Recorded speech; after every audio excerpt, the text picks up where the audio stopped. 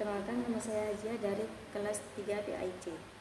Di sini saya akan mempresentasikan matkul Filsafat Pendidikan Islam yang diampu oleh Bapak Dr. Andes Hanifuddin SAG tentang konsep ilmu pendidikan Islam dan filsafat pendidikan. Pendidikan Islam yaitu disiplin yang mempelajari proses, metode, dan prinsip pembelajaran serta pengembangan manusia melalui pendidikan dan mengoptimalkan potensi individu. Pendidikan Islam itu sendiri yaitu proses pembelajaran yang berlandaskan ajaran Islam dan membentuk akhlak dan kedisiplinan sosial dengan melalui agama. Filsafat pendidikan yaitu Islam adalah dasar pemikiran pendidikan yang berlandaskan agama Islam dan membentuk akhlak dan ilmu sifat nilai Al-Quran dan hadis. Yang kedua yaitu ruang lingkup kajian filsafat ilmu pendidikan. Yang pertama yaitu tujuan pendidikan Islam, pembentukan akhlak dan iman. Yang kedua, konsep manusia, pemahaman tentang manusia sebagai hamba dan khalifah. Yang ketiga, kurikulum, yaitu mengintegrasi ilmu dunia dan agama. Yang keempat, yaitu metode, strategi pembelajaran Islam. Yang kelima, guru dan murid, yaitu hubungan antara pendidik dan peserta didik. Dan yang keenam, yaitu nilai Islam, tentang moral dan spiritual dalam pendidikan. Lanjut yang ketiga yaitu alasan pentingnya mempelajari filsafat ilmu pendidikan Islam dan membentuk pendidikan yang sesuai dengan ajaran Islam.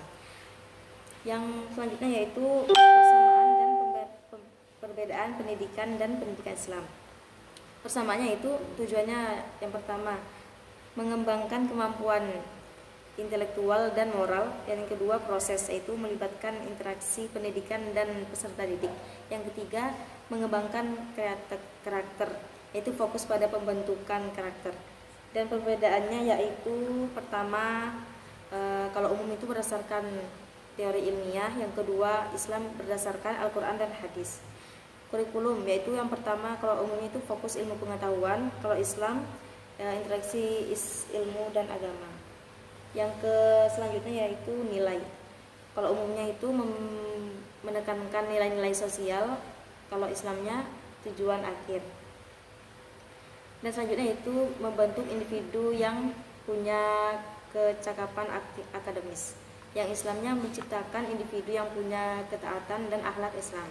Yang kelima, filsafat ilmu adalah cabang filsafat yang mempelajari akhirat, metode dan batasan ilmu pengetahuan serta bagaimana ilmu diperoleh dan digunakan. Pembagian filsafat ilmu yaitu pertama ontologi, yaitu mengkaji hakikat, realitas, dan objek ilmu dan kebenaran. Yang kedua, epistemologi yaitu mempelajari cara memperoleh pengetahuan dan kebenaran. Yang ketiga yaitu aksiologi, yaitu mempelajari nilai-nilai dan etika dalam penerapan ilmu.